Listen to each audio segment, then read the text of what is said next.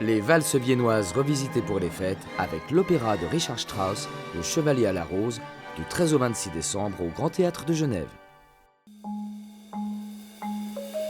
La Bibliothèque de la Cité consacre sa nouvelle exposition à la correspondance. On s'y rend dans un instant. Au Grutli, le plateau du théâtre se transforme en jardin alchimique sous forme de fabrique à bougies, découverte tout à l'heure. Le photographe Olivier Micheli nous plonge dans les nuances gelées du lac Baïkal dans une expo qu'on vous tease en fin d'émission. La culture à Genève, c'est culte. Écrire pour raconter son quotidien, pour déclarer sa flamme, pour donner des nouvelles ou simplement pour échanger. La correspondance, un principe ancré dans l'histoire de l'humanité qui se raconte à la Bibliothèque de la Cité dans un décor d'appartement. L'idée de l'appartement, c'est vraiment d'aller à l'intérieur de chez quelqu'un, mais un petit peu comme les lettres le font. Elles partent de chez quelqu'un, elles arrivent dans notre maison, chez nous.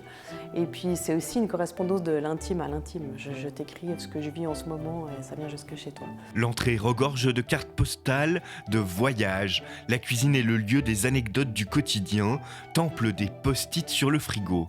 La chambre à coucher se fait le repère des mots d'amour et grandes déclarations. Quant au salon, il accueille les grandes correspondances épistolaires. Tout à la fin, on peut se retrouver dans une grande salle à manger où là, on propose au public de lui se mettre à table et d'écrire sa lettre. Il y a du matériel pour écrire une lettre, une carte. On peut les customiser, il y a des stylos, des ciseaux, des tampons, encreurs, etc. Et il y a des boîtes aux lettres à disposition où les gens peuvent poster leurs lettres à la fin et les bibliothèques se chargent de les mettre à véritable poste.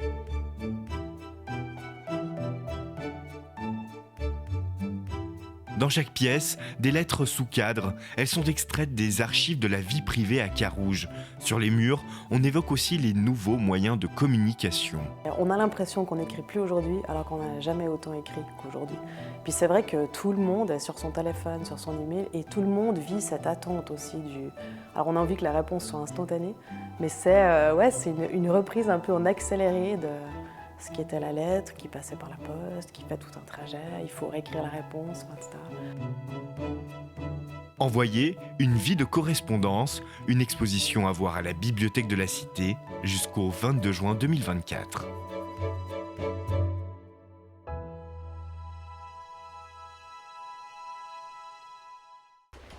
Lorsqu'on entre dans la grande salle du théâtre du Grutli, stupeur, les gradins ont disparu et l'odeur de cire chaude nous envahit.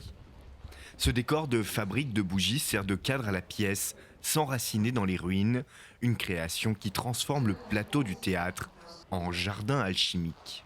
Alors dans cette pièce, le jardin est représenté par l'élément de la cire qui se transforme et qu'on doit garder vivant avec une flamme. Et donc on a à la fois cette idée de transformation et l'idée de soin qui est amenée par cette flamme qu'on essaie de garder allumée, de protéger tout au long de la pièce. Tout le parcours raconte une espèce de fabrique de ce matériau qu'on a choisi d'utiliser parce qu'en fait il se transforme sans cesse, il peut se réutiliser. Et pour nous, c'était un peu le symbole du cycle en fait, qu'on peut observer dans la nature. Dans la salle, le public se déplace, chacun trouve sa place, son rythme, suivant un chemin balisé par les actions des comédiens. Artistes et spectateurs ne font qu'un.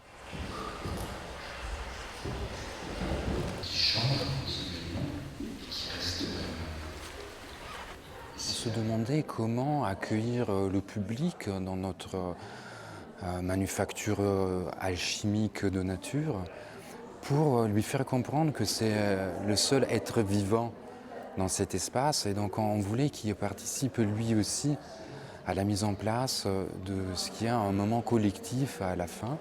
On se disait mais c'est incroyable de pouvoir profiter de ce moment-là pour partager des choses avec des gens que dans la vie courante, en fait, on n'arriverait pas à partager de la même façon.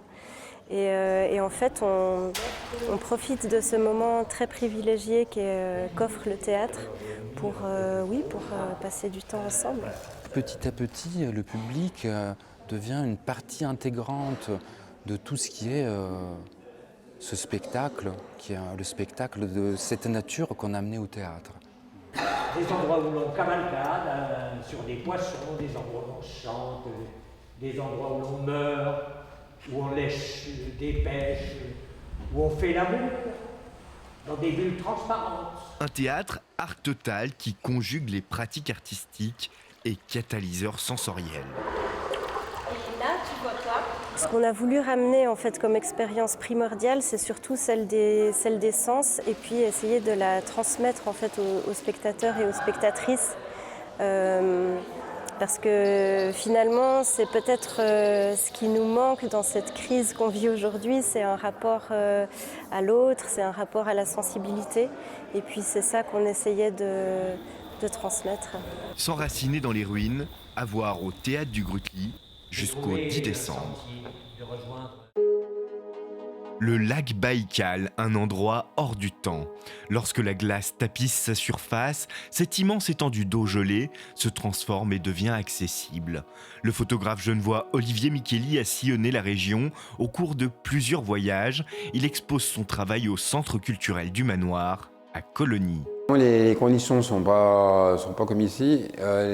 Donc en général, j'y vais en mi-février et fin mars, parce que finalement la saison est assez courte pour des raisons de sécurité, entre autres pour se déplacer sur le lac, parce qu'on roule avec des véhicules sur le lac, donc il faut que les conditions soient bonnes.